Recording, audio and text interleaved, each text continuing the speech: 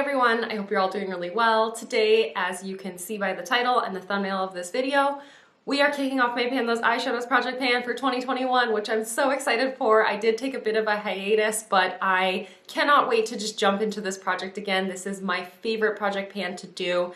As you may or may not know, I have been doing this project pan since 2019, and it is just a successful project for me, but also such an inspiring project pan for me. And if you're not familiar with Pan Those Eyeshadows, virtually the point of this project is to try to hit pan on as many eyeshadows as you can. I'm going to be doing this project through until December with monthly updates.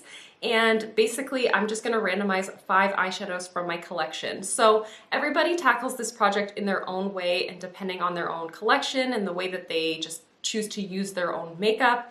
But for me personally, I'm going to randomize 5 eyeshadows from my collection, pans of eyeshadow only. I'm not including liquid or cream shadows this year. I want to keep it just to pans, so singles or Colourpop Super Shock shadows. Wow, what a tongue twister every time. Or eyeshadow palettes. Last year, what I did was I had to use an eyeshadow 15 times and 3 months in order to roll it out of this project without hitting pan on it. But this year I'm going to change that up and just do 15 uses is the cap that I have to reach in order to roll something out of this project. So I don't necessarily have to use it for 3 months time. In fact, I want to try to maybe roll some of those eyeshadows out within like a month so that I can focus in on other shadows from my collection. And that way I can try to rotate through as many possible shadows as I can within the remainder of this year. So yeah, that is basically it. No liquid or cream shadows, simply just pans of eyeshadow. And we're gonna choose 5 to kick it off with. And whenever I do hit pan on something, I can randomize and roll in something new in its place. I just cannot wait. I cannot wait, so let's just do it. Let's just freaking do it, okay? So I have already everything set up in my Pretty Random app because I am just, I can't wait. The excitement cannot be contained. So I have variables 1 to 311 in this spreadsheet because I have 311 eyeshadows in my collection that don't have pan on them yet. So we're just gonna do it. 233 is gonna be the first one. Actually, I gotta select prevent rerolls also and get back into this. So 233, 220, very close. Okay, 229, 305, 126, and lastly, we got number 38. So I'm going to run downstairs and go grab whatever eyeshadows these correspond to and share them with you. So I just grabbed all of the palettes and I have not actually opened them up to look and see which shade I've selected. So we are gonna do that together right here, right now. The first 2 shades were so close together. They were 4 numbers apart. And I kind of wonder, perhaps they may be from the same palette, and in fact they are. They're both from my Nabla Soul Blooming palette, which I literally just rolled into my Shop My Stash because I have been feeling gravitated towards this palette so much as of late. I've selected 2 shades from this, and the first one is the shade Caravaggio, which is, where's that one? This one, it's a matte deep brown right here. And the next one is the shade Garden Gate, which I knew which one this was. It's a beautiful, beautiful shifty purple blue kind of shade. So let me do a swatch for each of these. The mattes in this palette are so unbelievably buttery. Like this just felt so smooth and just so effortless, and it kind of just blends for forever. This is a beautiful, beautiful deep chocolate brown shade. It may be a big challenge for me, but I am really looking forward to using this. I do think that this is something that I can reach into very, very frequently. So that's Caravaggio right there. I may be pronouncing that completely incorrectly also. And then Garden Gate, like I said, is that beautiful like purple, blue, pink kind of shifty shade. This is very reminiscent of Clionadh Cosmetics Crystalline, which I had in this project last year in the introduction as well. And it's also very similar to one of the shades in the Juvia's Place, the Magic Mini palette. But this one definitely is more metallic and it doesn't seem to have quite as much shift. I mean, you can see right there, very, very shifty, but it doesn't have as abrupt of a difference between like the purple and blue. This is more of a subtle sort of shift, I think, but absolutely stunning. And I cannot wait to reach for this palette more frequently over the coming months. It may take me quite some time to reach pan on either of these shades, but That ain't no problem. I am not at all worried about reaching for this whatsoever. And why am I so freaking awkward? Okay. But I think the next one was the shade number 126. I could be totally wrong. Either way, it came from the Colourpop Yes Please palette. And I'm so sorry that the lighting is just so in and out right now. I can't control it. This is winter. But it is the shade Spoiled from the Yes Please palette. I have depotted all of my Colourpop palettes. So I have 4 Colourpop palettes in here right now. And I honestly don't know where even to begin which one is spoiled. So it might just take me a minute to find it. I have a feeling it's probably like an orangey kind of color because it was from the Yes Please palette. But it also could be more of a neutral. Oh my gosh, am I gonna have to sit here for forever? After a freaking eternity of searching for it, I have finally found this shadow. This is Spoiled by Colourpop from the Yes Please palette. One of the few products that Colourpop has yet to discontinue, shockingly, I'm pretty sure. Anyways, this is such a stunning matte red shade, but as you can see, I have hardly really used it yet, even though I've had this palette for years. So this is like a deepened true red shade, kind of like, I wouldn't say it's like a brick red or like a terracotta, but it definitely is still more of that true red. And I do definitely have a challenge with these kinds of shades. So this is going to be something that's going to take me quite a long time, considering not only is it a sort of shade that I'm not often inspired by or wanting to incorporate into looks, but also the mattes from Colourpop, even in the smaller pans of their palettes, are so hard to hit pan on. They take forever to hit pan on. So that is definitely going to be something that I'm going to be very challenged by, and perhaps I may end up actually just going for that 15 use threshold with this one. We'll see in a few months time how much I've actually felt inspired to reach for it and actually how much substantial usage I've been able to make on it. Now the next shadow, I have 2 more palettes sitting here in front of me, and I cannot remember which order I pulled them in. I was like in a blur because I was so excited to be finally sitting down to film this update, or this introduction actually. So the next shadow comes from my ABH Subculture palette, which I'm very, very much looking forward to integrating into this project. This palette is, again, almost 3 years old in my collection. I've had it for quite a while, and the shade that I selected is called Mercury. Not Mercury, Mercury, and it's this beautiful kind of taupey, purple gray kind of color. I have used this quite a bit, and I knew exactly what this shade was because this is actually one of the more interesting shades in this palette to me. I have felt really compelled to reach for this in the past, and it's just like kind of like a purple undertone kind of concrete color. And I think this is going to be a lot of fun to play with, although I'm really leaning more towards more like bright springy colors. This is going to be something that's going to be a bit of a challenge for me, but I am excited to just reach into this palette as a whole, integrate that shadow into many looks. I have seen others, including, I think Alexi actually did, but I've seen many people use this through their brows, and perhaps it will work for me. I'm not entirely sure, I've not yet tried it, but perhaps that will count towards some of my usage on this, and hopefully I'll be able to hit pan on that in a few months' time. We will see.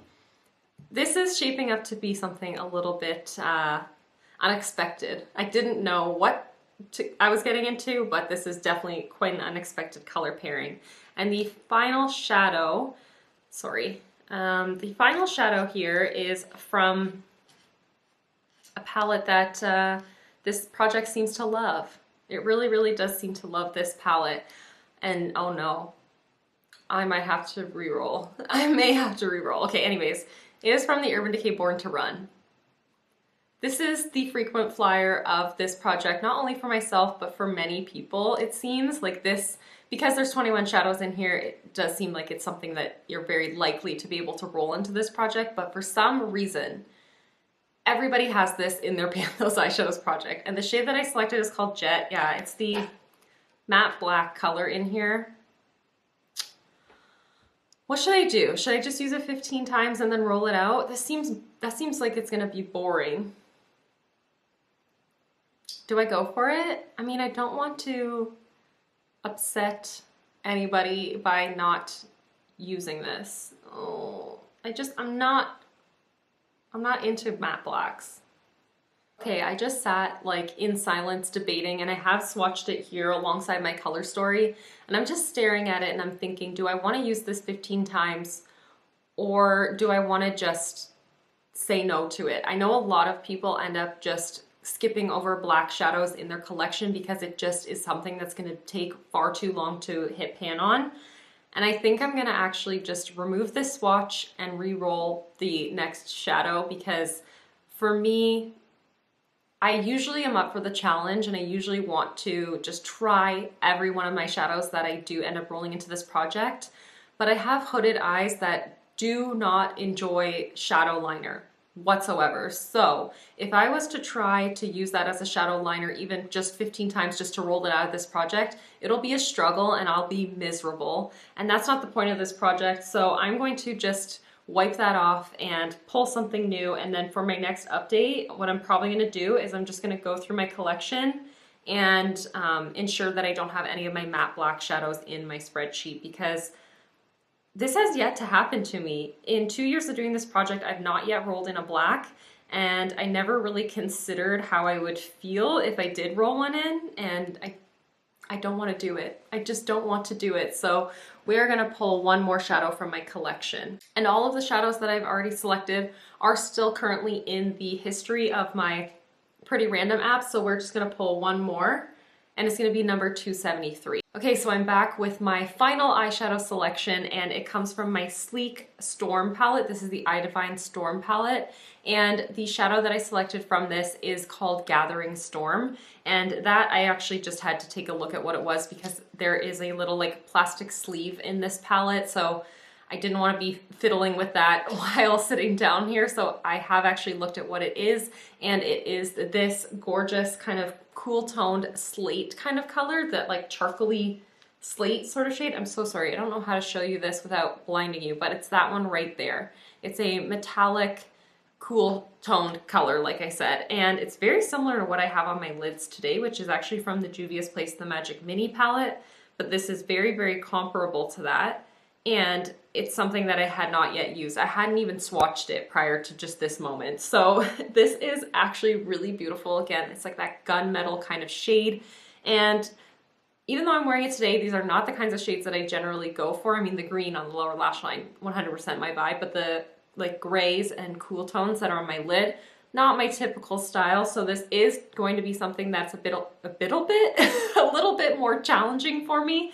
And definitely something that's going to take me a little bit out of my comfort zone, but I think it's going to pair really nicely with all of the shades that I have selected in this intro, and I'm feeling much better about this selection than I would have about a matte black. So I do apologize that I didn't end up just going with the flow and giving it a try. I know some people are not about redrawing shades, but for me, I know I'm going to be much more successful and actually just happier having something other than a matte black in this project. So I'm really looking forward to this, and honestly, I'm quite excited about this color story as a whole, because this is not something that I've been feeling lately. This is not the kind of vibe that I've been after whatsoever, and yet I'm feeling really excited to pair these together, play with them in different combinations, and use them alongside some of the other shadows in my collection as well. I cannot wait to jump into this project and really start playing with my eyeshadow collection and really ramping up the amount of pans in my collection. So why don't we just talk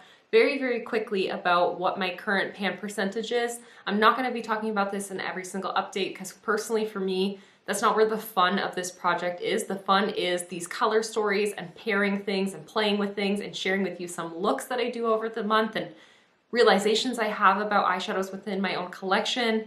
And this year, I'm really not going to be purchasing any new eyeshadow palettes, so the fun of it is really going to be just getting to love on what I own, and the numbers are interesting, but that's not what it's about for me. So I'm going to check in with you maybe every couple months about the pan percentage, just to, you know, have that on my radar, but it's not really important to me. But regardless, for those of you who are curious, we're starting off this project with 51 pans currently in my collection, and I have a total of 362 eyeshadows in my collection. So I have 311 that don't have pan on them, but I have 51 that do have pan in them, totaling 362 shadows. and that equals 14.08% pan percentage, which I think is phenomenal actually, because last year ended up having the exact same number of eyeshadows in my collection when I wrapped up this project back in the end of December. I had 362 eyeshadows and I had 47 of them with pan on them, and I already have 4 more pans than I ended last year with in my collection. And I went up from 12.98% at the end of December up to now 14.08% currently, which I think is great. I'm really actually super happy about that. Perhaps by the end of this year, I can see that number rise up to something closer to 20%, but I don't want to set myself a goal like that whatsoever. I don't even want to set myself a goal for the number of eyeshadows I want to hit pan on. I just want to play. I just want to be inspired by my own eyeshadow collection, and I want to see some frickin' pan, okay? So that is going to be everything for today's video. Thank you so much for watching. If you are interested in keeping up with this project, definitely do subscribe to my channel. I never try to say that whatsoever, like it just feels super awkward saying it, but I would love to have you here for this journey. That would mean the absolute world to me. And yeah, that's gonna be everything for today's video. Thank you so much for watching and for hanging out with me, and I'll see you in the next one.